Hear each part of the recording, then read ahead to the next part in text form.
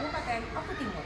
Dalam kesempatan kali ini, saya akan mewawancarai Bapak Agus G. SPD. Beliau adalah Kepala Sekolah Penggerak dari SD Negeri 20 Martapura. Beliau adalah salah satu kepala sekolah terbaik di Kabupaten Ogan Komering Timur. Pada kesempatan kali ini, saya akan melakukan wawancara yang berkaitan dengan pengambilan keputusan berbasis nilai-nilai kebajikan sebagai pemimpin. Yuk, ikuti. Assalamualaikum.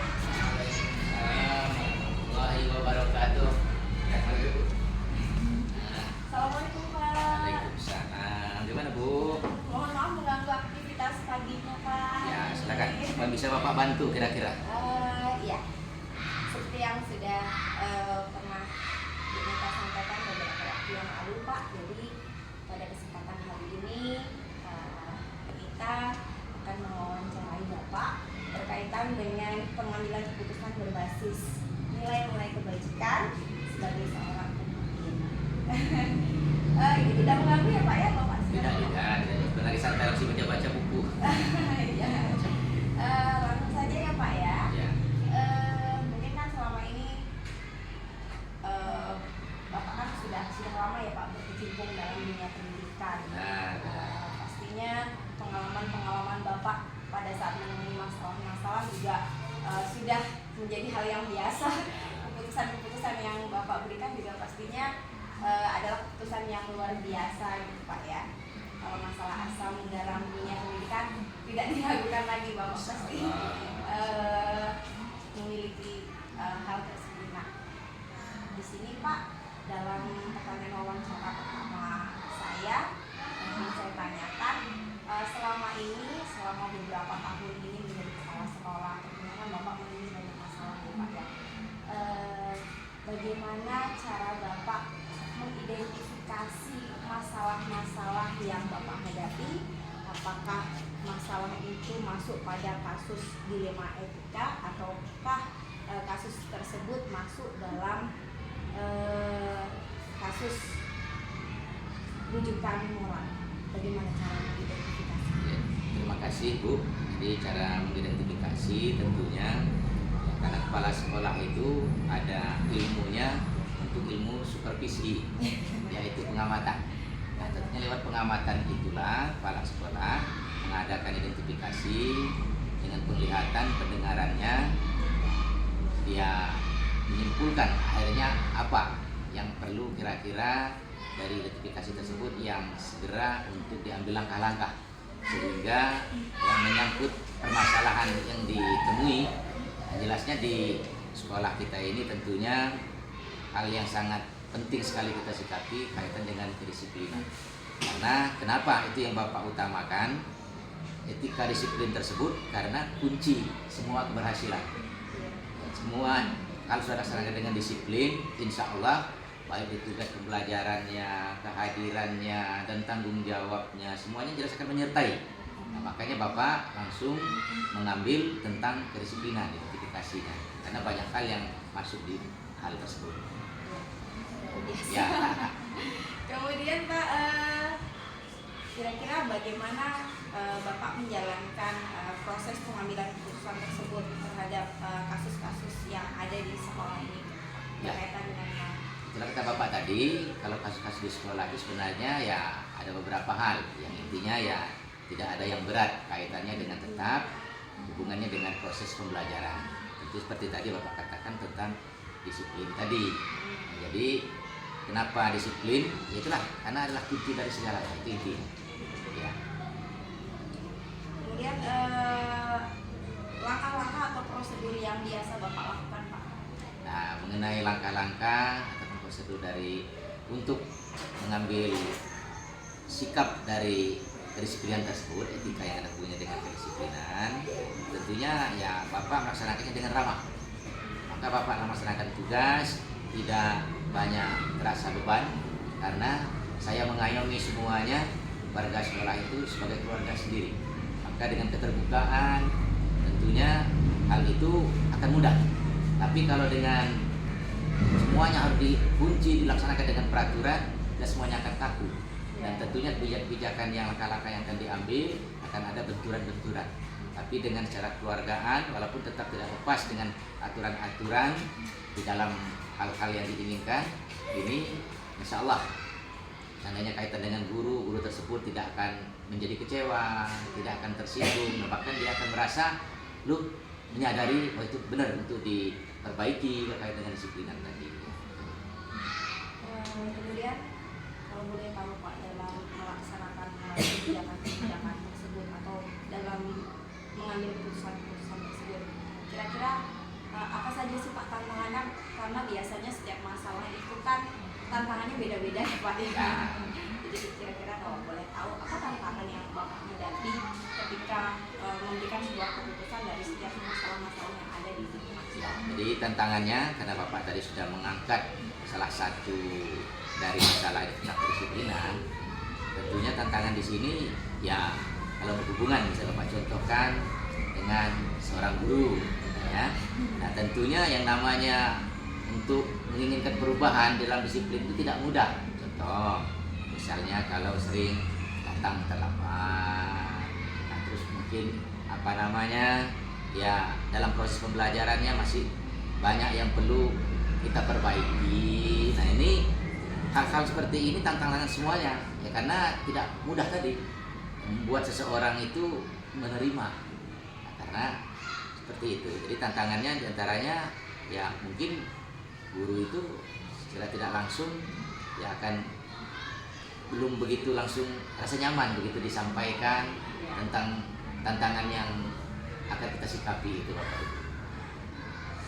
Jadi selanjutnya Pak, kalau misalkan boleh tahu kan tadi tantangan-tantangan itu kan harus harus kita sikapi dengan baik. Ya.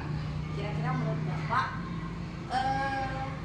hal-hal apa saja Pak yang sudah Bapak anggap menjadi sebuah keputusan yang baik dalam menyelesaikan masalah-masalah berkaitan dengan dilema etika di sekolah kita? Alhamdulillah, kalau di sekolah kita yang sudah kita ambil langkah-langkah keputusan atau sikapan yang dengan baik, terutama tadi tentang kedisiplinan jelas, itu adalah pertama. Kedua, kaitan dengan ketertiban, terus juga kaitan dengan tanggung jawab. Nah semua ini kaitan dengan etika itu, alhamdulillah dengan proses dilaksanakannya kegiatan di SD20 ini Bapak dengan secara keluargaan, semua itu ya dengan baik bisa berhasil. Contoh, kedisiplinan guru sangat baik sekali. Berarti Bapak itu memuji daripada guru saya, guru di SD20. Tetapi itu mungkin warga atau masyarakat sudah bisa menyaksikan itu. Nah, terus juga termasuk mengenai proses pembelajaran. Nah, sehingga hal-hal itu semua itu sudah terbukti. Nah, mungkin kalau ini ya video ini sempat didengar oleh orang lain, tidak perlu kita katakan, orang lain sudah bisa menilai. Ya. Itulah keadaan SD20 saat ini. Ya. Ya. Kemudian Pak, dalam menyelesaikan masalah-masalah yang ada tadi Pak yang sudah kita bahas, apakah biasanya pada saat menyelesaikan sebuah masalah Bapak mengatur waktu atau schedule berkaitan dengan proses menyelesaikan masalah itu, atau diselesaikan langsung sebuah masalah langsung? Itu jelas mengatur waktu, terutama dengan hasil pengamatan. Karena kepala sekolah ilmunya supervisi di awal cerita Bapak tadi, itu ada agenda khusus. Jadi hari ini apalah temuan, terus bagaimana. Jadi sudah jelas itu terjadwal lebih dulu, dijadwalkan pada proseduran. Dan itu juga ya untuk melaksanakan dengan yang akan kita sikapi, misalnya kata dengan guru, ini juga kita dengan berhati-hati dan juga tentunya dengan penuh kebijaksanaan.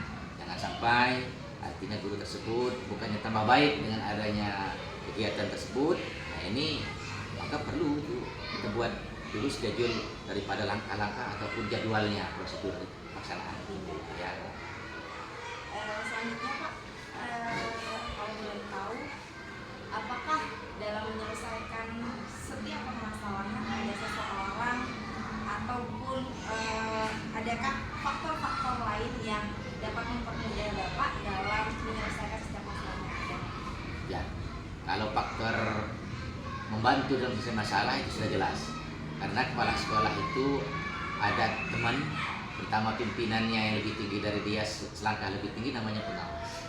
Nah tentunya apa yang jadi temuan di sekolah itu sebelum kepala sekolah menyikapi atau menindaklanjutinya, nah, sekecil apapun itu harus ada artinya penyampaian, koordinasi, diskusi dengan pengawas binaan yang ada di sekolah itu, dengan harapan tentunya ya kita sebagai kepala sekolah apa yang kita ambil langkah itu benar, tapi dengan adanya mungkinnya penyampaian dan masukan hal-hal itu ya jelas akan terbantu, sehingga ya tentunya guru ataupun warga sekolah yang kita inginkan untuk membuat lebih baik tadi ini akan lebih mudah lagi.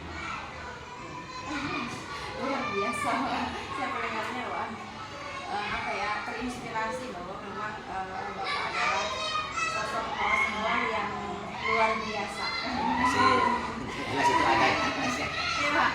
Satu pertanyaan untuk nih Pak, kalau misalkan tidak keberatan, bolehkah Bapak menyampaikan kepada kami hikmah apa yang dapat kita petik dari kegiatan wawancara kita hari ini berkaitan dengan pengambilan keputusan berbasis nilai-nilai kebajikan?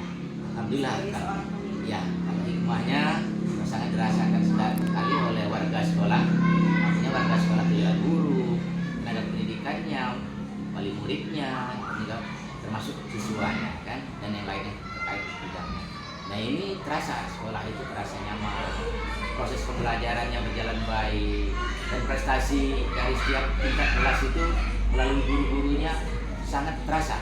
Makanya kita untuk S20, mohon maaf kalau tidak sempat didengar oleh pihak lain, ya tidak jarang dibuktikan dengan kegiatan tepat-tepat, ya jelas S20 tidak pernah lepas, dia akan pegang rekor utama. Nah itu salah satu bukti yang tidak bisa kita bohongi, karena itu proses langsung. Nah, kalau hasil-hasil di dalam sepanjang internet ini mungkin ya kalau kita sampaikan di obrolan ini, kalau video didengar oleh pihak lain akan percaya atau tidak. Nah itu lewat kegiatan cerdas cermat segala macam tadi, nah ini jelas karena itu disaksikan dan prosesnya juga oleh berbagai pihak. Jadi hikmahnya sekolah itu alhamdulillah menjadi berprestasi, sekolah itu menjadi rukun, guyup, damai, berkat kebersamaan.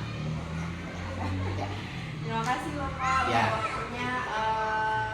Semoga wawancara ataupun obrolan kita pada kesempatan kali ini bisa menjadi pembelajaran untuk kita dan juga untuk teman-teman calon guru penggerak semuanya. Terima kasih Bapak untuk waktunya. Ya, sama-sama. Sama-sama. Rita mohon diri untuk menutup sesi wawancara ini. Silakan. Semoga Bapak selalu diberikan kesehatan, Amin. diberikan kelancaran dalam Amin. menjalankan tugas. Amin, ya Rabbal Alamin. Terima kasih ya Pak. Assalamualaikum.